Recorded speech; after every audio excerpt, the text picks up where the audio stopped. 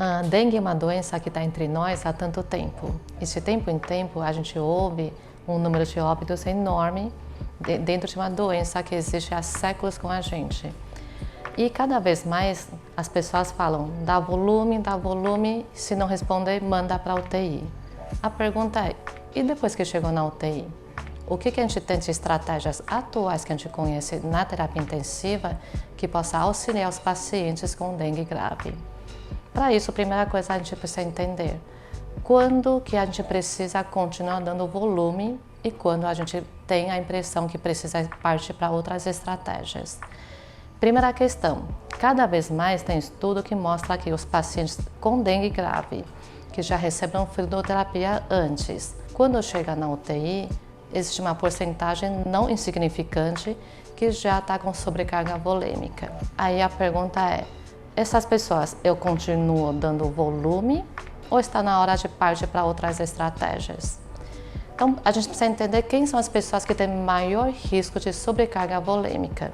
Atualmente a gente sabe, são pessoas principalmente idosas, pessoas cardiopatas, as pessoas que têm algum grau de desnutrição e principalmente que receberam muito bolo de volume no tratamento inicial. Essas pessoas são aqueles que podem ter extravasamento de líquidos que compromete alguns outros órgãos, por exemplo, o pulmão. A gente, cada vez mais, dentro de terapia intensiva, a gente tem o que a gente chama de estratégias beira-leito. Entre elas, o mais importante é fazer avaliação com ultrassom para avaliar se o paciente já tem evidência de extravasamento importante, de sobrecarga volêmica. Quando isso acontece, aí sim está na hora de partir para a solução coloidal, por exemplo, soroalbuminado, ou eventualmente também juntar com droga vasoativa. Porém, é importante a gente lembrar que, pensando na fisiopatogenia da dengue, mesmo que tenha iniciado reposição com soroalbuminado ou mesmo com droga vasoativa, diferente de outros pacientes com sepse, a gente precisa manter a avaliação para saber se está continuando tendo extravasamento de fluido baseado na própria fisiopatogenia da doença. Então, uma vez iniciada a droga vasoativa, não significa obrigatoriamente que eu posso parar de dar volume. Afinal, essa doença provoca extravasamento de líquidos. Então, é importante fazer a avaliação periódica. Talvez, diferente de pacientes com outras doenças, de repetir POCUS a cada 12, 24 horas, aqui precisa reavaliar de uma forma mais constante.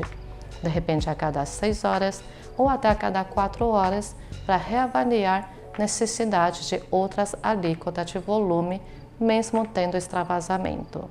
Então, esse é o primeiro ponto. Segundo ponto, que outro grupo de pacientes que tem maior risco são cardiopatas. Por quê?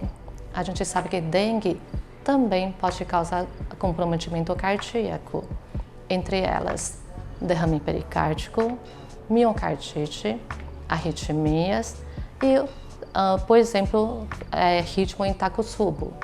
Então, pacientes que já têm antecedente de doença cardíaca, que já têm algum grau de miocardiopatia, é importante ter essa atenção, ter essa avaliação mais importante.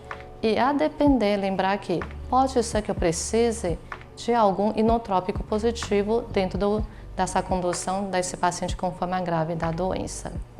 Terceiro ponto, outro órgão que precisa ficar de olho.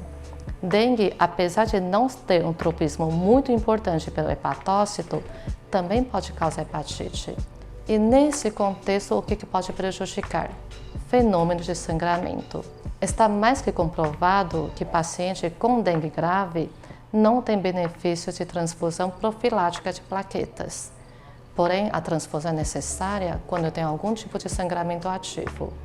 Por outro lado, às vezes eu posso ter comprometimento hepático que contribui com esse sangramento. Às vezes não é só plaquetas. Existem estudos de necrópsia que mostram que quase 30% dos pacientes com dengue que vai a óbito têm lesão de hepatócito, causando coagulopatia que não é só as custas de plaquetopenia. Por isso, se o seu paciente está tendo sangramento, às vezes é necessário avaliar também o fígado, porque a transfusão pode não ser só de plaquetas. Outro ponto, se o paciente clinicamente começou a estabilizar, mas não acorda, nível de consciência continua rebaixado, às vezes eu posso ter comprometimento neurológico. E esse comprometimento, às vezes, pode ser por ação direta do vírus. Então, se tem alteração no nível de consciência, retirou sedação, o paciente não acordou, vale a pena assim investigar se tem ou não tem comprometimento neurológico direto por causa do vírus e sem ser repercussão da instabilidade hemodinâmica ou da sepse. E por fim, comprometimento renal. Comprometimento renal, grande parte sim é secundário à hipoperfusão que aconteceu durante a fase mais aguda da doença. Mas se não recuperou, vale a pena assim se não tem mecanismos outros envolvidos. Muitas vezes, a ação de imunocomplexos, eu posso ter uma lesão renal mais prolongada, sem recuperação tão rápida. Então, é importante lembrar que a gente pode ter acometimento desses outros órgãos e não só a parte em relação ao extravasamento de líquidos.